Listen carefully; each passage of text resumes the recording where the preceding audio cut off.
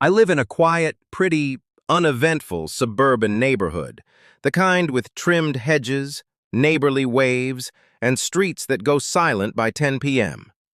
It's not the kind of place where things happen. That's why what I'm about to tell you still messes with my head. A few weeks ago, I agreed to dog sit for my neighbor, Mrs. Elkins. She's in her late 60s, lives alone, super sweet, the type who bakes cookies for block parties and asks how your week's been. Her dog, Max, is a big golden retriever, calm and friendly, not the kind to bark at shadows. Everything went normal the first day. I fed him, we played fetch in the backyard, then around 9:30 p.m. I took him for a walk around the block. It was chilly and dark, but the neighborhood's safe, streetlights every few houses, the usual buzz of power lines overhead. Quiet, but not creepy. We were about halfway through the walk, passing this narrow patch of woods between two houses, just a sliver of trees and brush, when I noticed someone standing completely still under a streetlight. A tall man, pale face, just standing. His arms hung unnaturally straight at his sides, not in his pockets. He wasn't moving, not even a twitch. I glanced at Max. He didn't seem to notice, so I kept walking, trying to ignore the guy. But as we passed him, maybe 10 feet away, I heard him speak, just loud enough to cut through the silence. "You always take Max out at this hour." I stopped in my tracks. My stomach dropped. I hadn't told anyone I was watching Max. I hadn't posted anything online. Max had no collar on, no tags, nothing with his name. I'd noticed that myself when I first put the leash on him, and I'd never seen this man before in my life. I forced a nervous laugh and said, "Oh, do you know Mrs. Elkins?" The man didn't respond. He didn't even blink, just slowly tilted his head to the side like he was studying me, or Max. That's when Max noticed him, and immediately started growling, low and guttural, his hackles rising, teeth bared. I tugged the leash. "Come on, Max, let's go." We turned and hurried away. I didn't look back. Not until we were nearly home.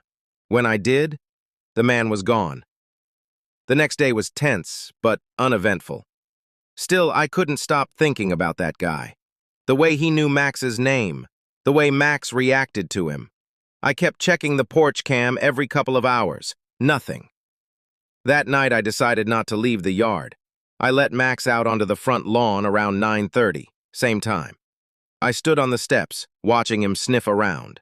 He froze halfway across the yard. Then he growled. Same deep, feral sound as before, staring straight ahead. I followed his gaze and felt my throat tighten. The man was back, standing perfectly still at the end of the driveway. Same dark coat, same posture. Head tilted just a little too far to the side, watching us. I called Max. He wouldn't move, just growled. The man slowly raised one arm and extended a finger. Not at me, at Max. I yanked the leash, dragged Max back, and we bolted inside. I locked every door and window. I turned on every light. I even left the TV on for noise. That night, I couldn't sleep. Around 2:43 a.m., my phone buzzed, motion detected on the porch cam. I opened the app. The video showed the man walking slowly up to the porch, moving weird, like each limb was operating on its own. No rhythm, like a puppet. He crouched down and reached towards something. My heart stopped. I had left Max's leash outside on the hook. He picked it up, brought it to his face, and sniffed it. Like an animal, like he was smelling Max. Then he whispered something. I couldn't make it out, the audio was too quiet. But his lips moved slowly, deliberately, like he was reciting something. Then he looked straight at the camera and smiled. Not a normal smile, this wide, too big, almost painful stretch across his face. His eyes didn't smile. They didn't move at all. And then, clear as day, he whispered, "See you tomorrow, Max." Then he walked away, vanished past the edge of the camera's view. I called Mrs. Elkins first thing in the morning. She came home early and called the police. We showed them the footage. They filed a report, but, of course, no crime had technically been committed. Just a stranger, standing on private property. We changed the locks, bought a new leash. I stopped walking Max alone, and especially not at night. Mrs. Elkins said she'd never seen that man before. She was scared too. Said Max had never acted like that around anyone. Things calmed down for a few days. But then, one night, Max started growling at the door again. I checked the porch cam. Nothing. But when I went outside, the air was ice cold, still, and the leash, the new leash, was swaying gently back and forth on the hook. No wind, and no one there. Now, some nights, usually around 9:30, Max will wake up suddenly, ears up, body trembling.